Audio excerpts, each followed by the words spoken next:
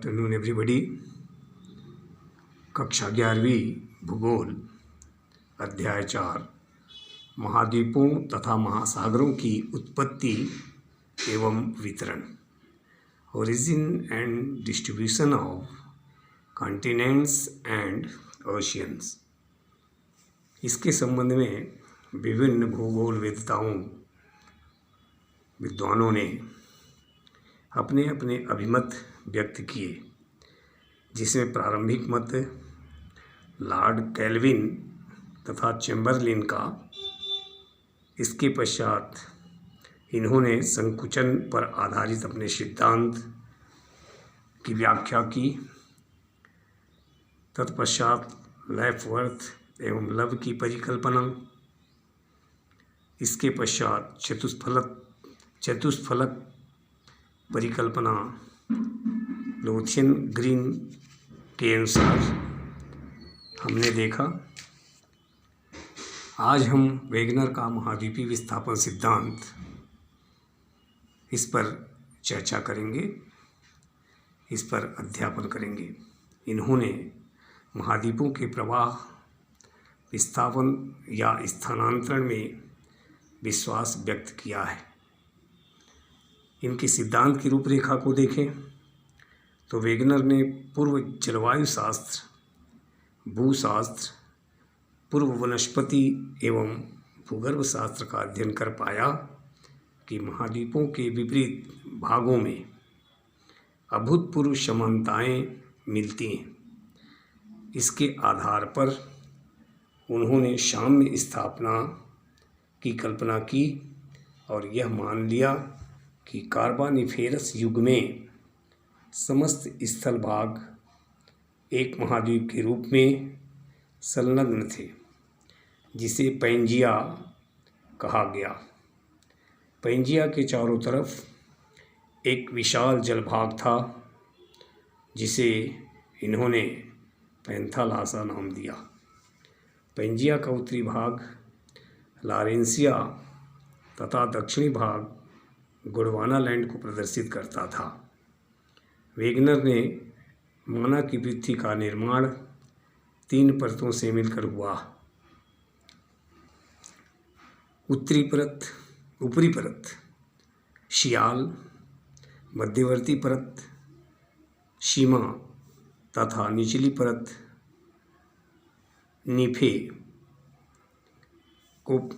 निफे को प्रदर्शित करता है।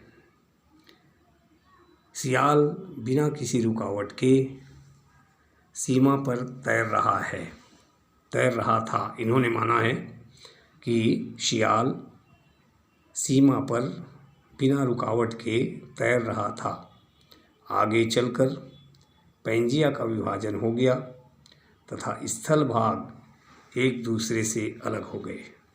परिणाम स्वरूप महासागरों तथा महाद्वीपों का वर्तमान स्वरूप प्राप्त हुआ।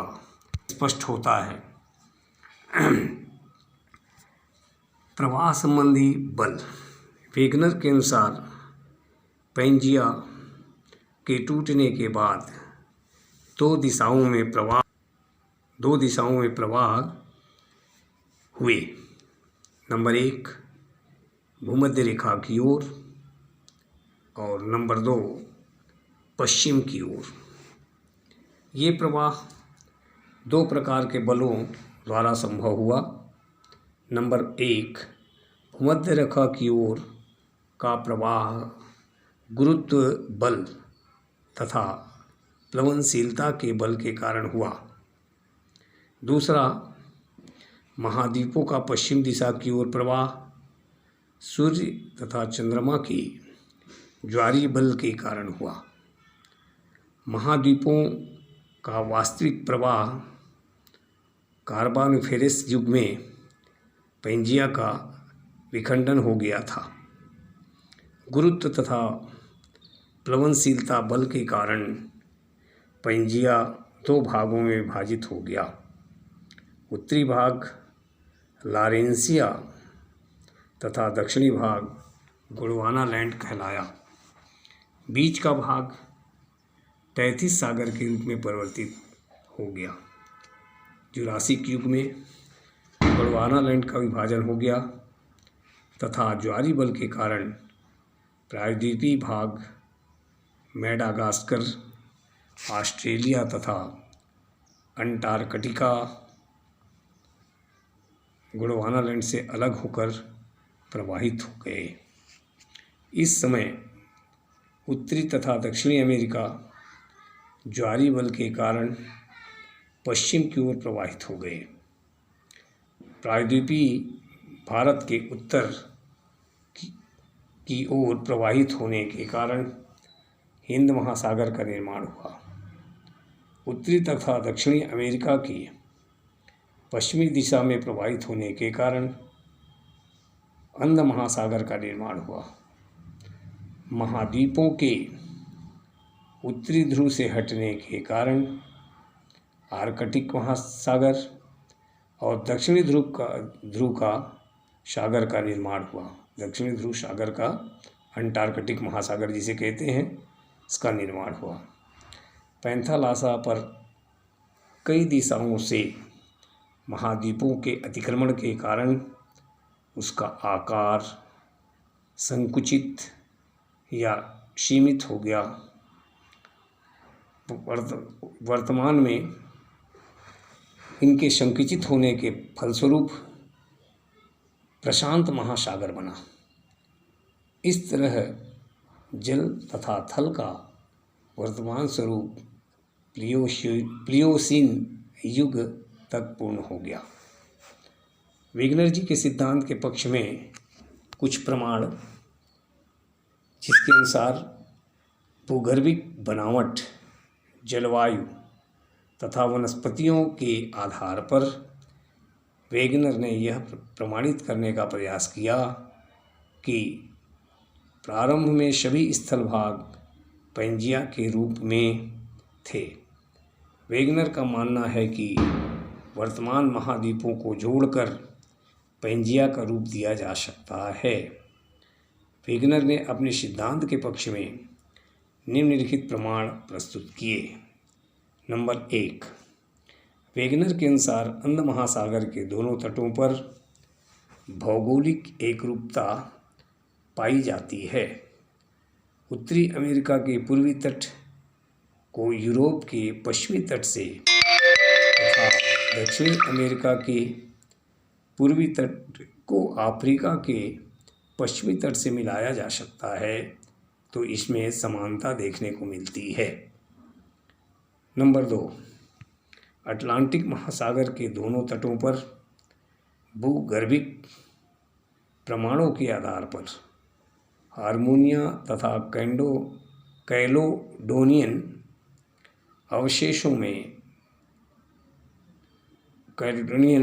पर्वत क्रमों में समानता पाई जाती है।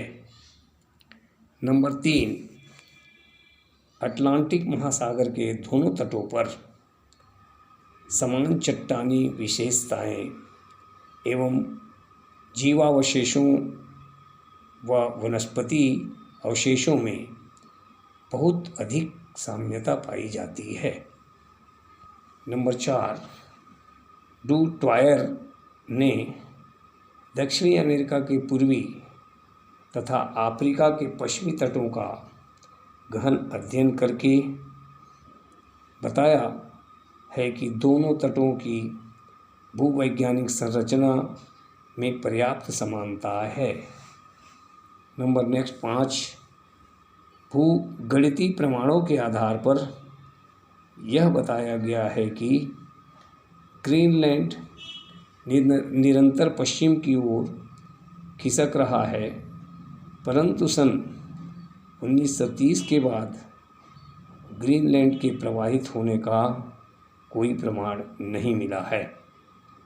नंबर 6, यूरोप के उत्तरी भाग में पाए जाने वाले लेमिंग नामक छोटे छोटे जीव अधिक संख्या में हो जाने पर पश्चिम की ओर भागते हैं, लेकिन आगे स्थल न मिलने के कारण जलमग्न हो जाते हैं।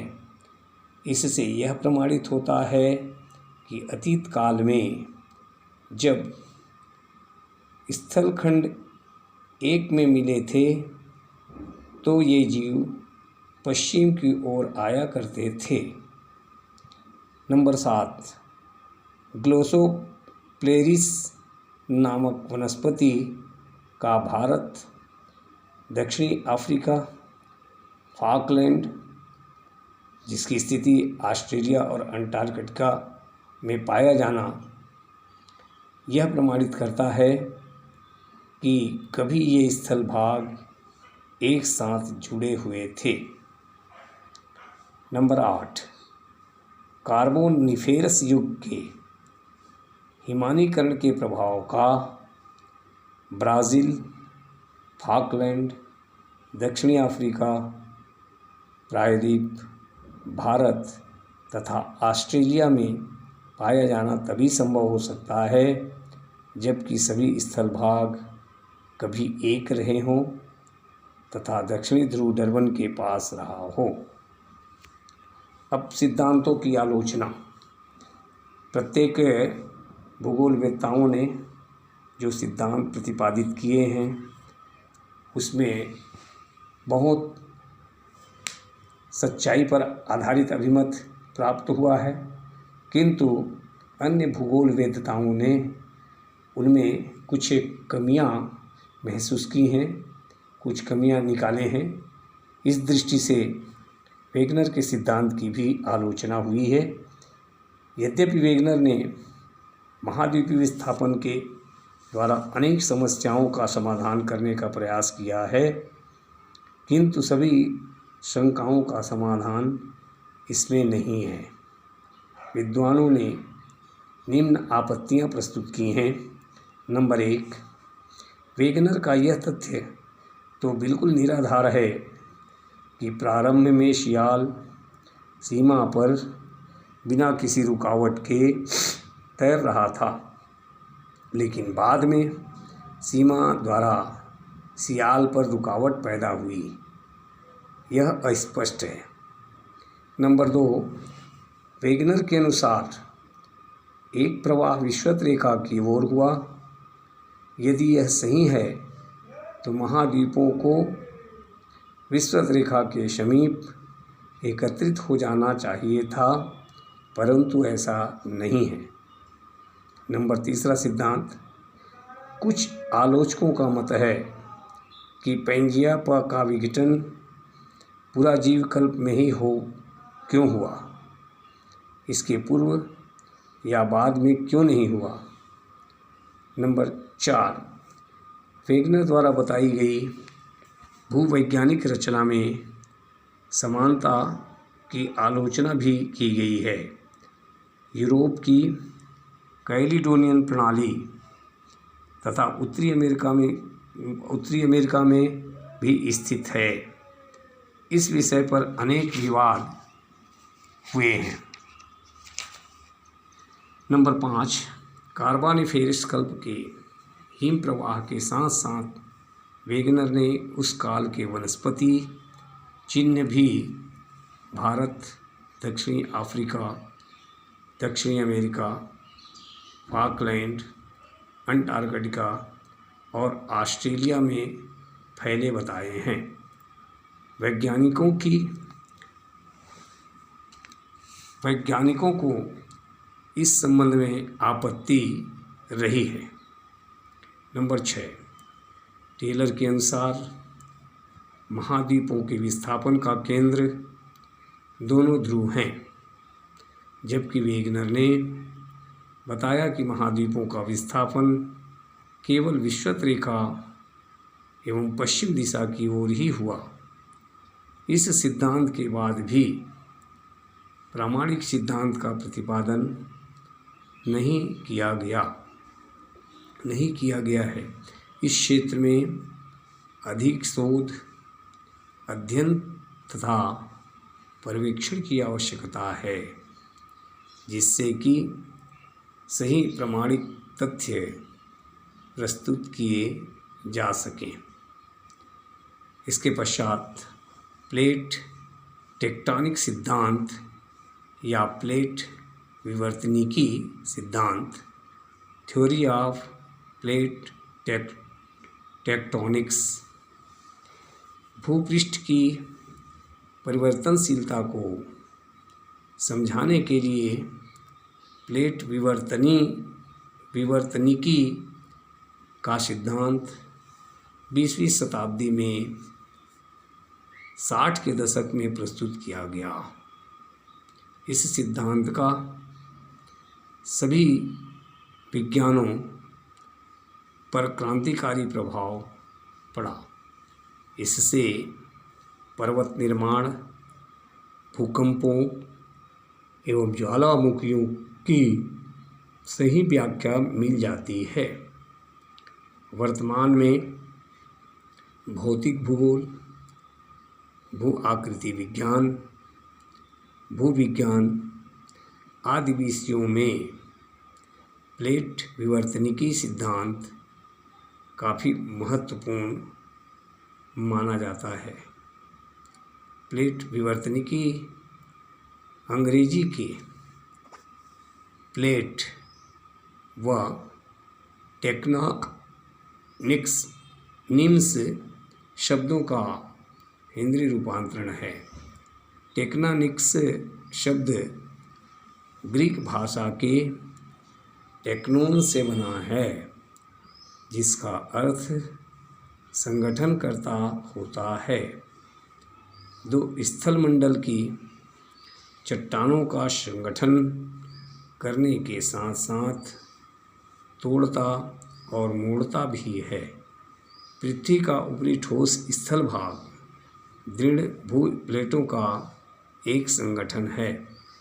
इन भू प्लेटों की मोटाई 100 किलोमीटर और चौड़ाई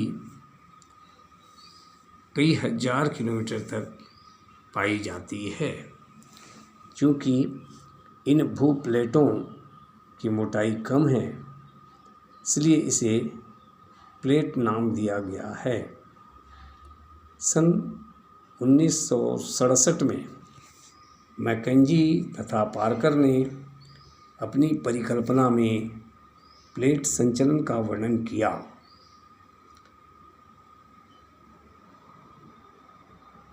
1968 में विद्वान मॉर्गन ने प्लेट विवर्तनिकी पर अपना मत प्रस्तुत किया। इसी वर्ष ली पिशान ने समस्त भूपटल को 6 मुख्य प्लेटों में विभाजित किया।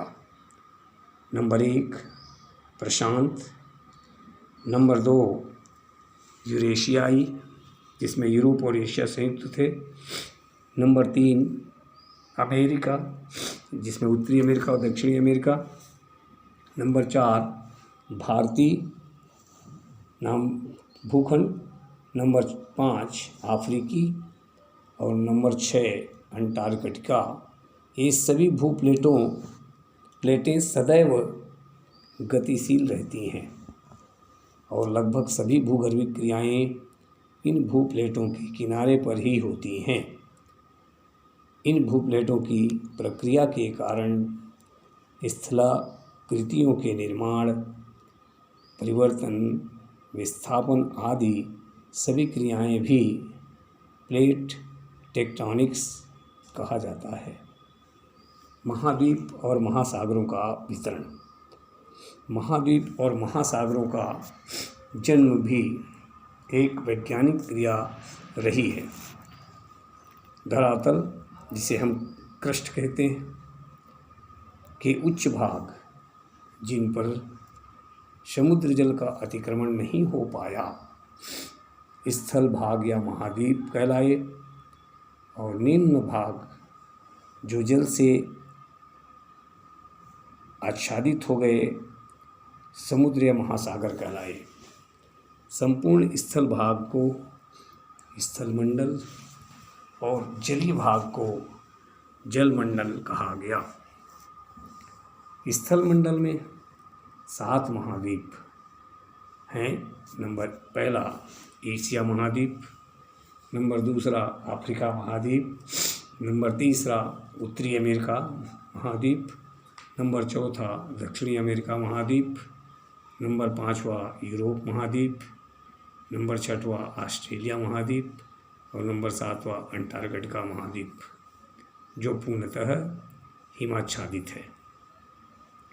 इसी तरह से भूपर्पटी का निम्न भाग जो विशाल जल राशि से भरे हुए हैं, महासागर या ओशियन कहलाए, जिसमें नंबर 1 प्रशांत महासागर, नंबर 2 अंध महासागर जिसे अटलांटिक महासागर भी कहते हैं, नंबर 3 हिंद महासागर, नंबर 4 उत्तरी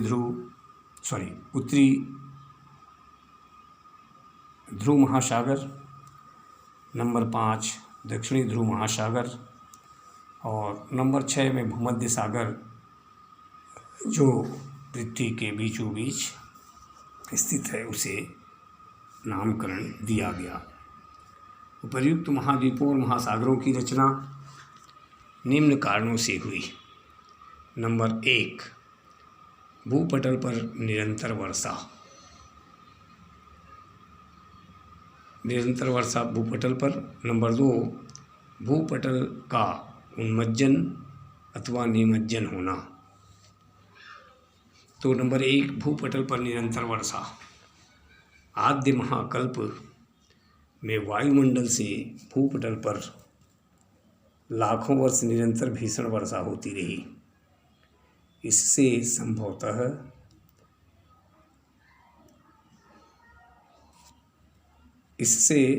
संभवतः भूपटल शीघ्र शीतल हुआ होगा।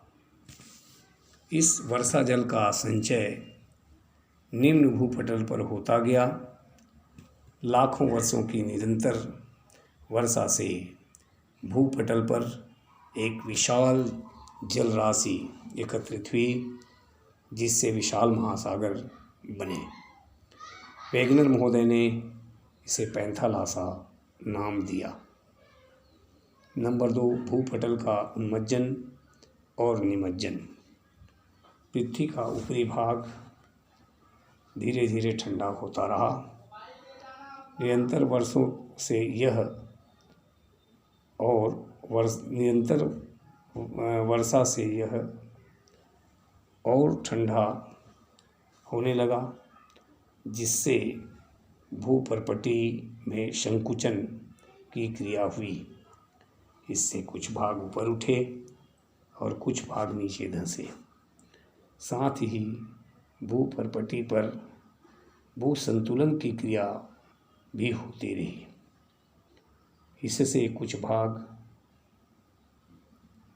इससे भूपर्पटी के कुछ भाग ऊपर उठे, उसे उन्मज्जन, और नीचे धंसे, उसे निमज्जन की क्रिया कहा गया। कच्छ की खाड़ी का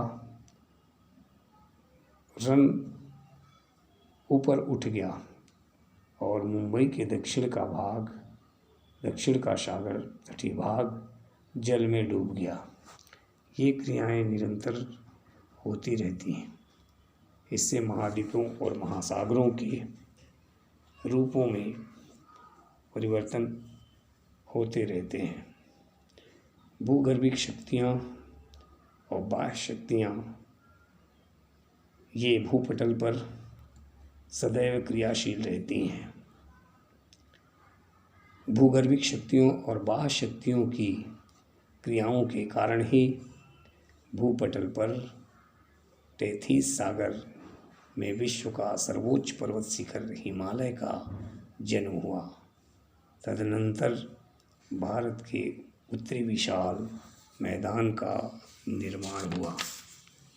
इस अध्याय में आप प्रश्न नोट कर लें। महत्वपूर्ण प्रश्न। प्रश्न नंबर 1,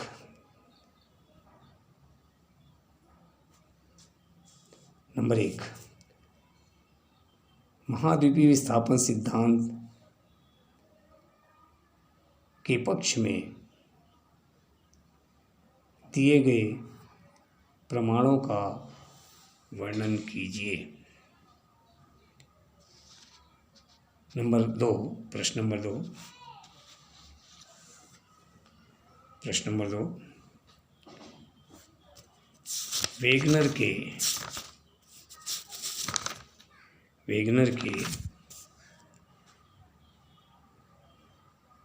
महाद्वीपीय विस्थापन सिद्धांत की व्याख्या कीजिए।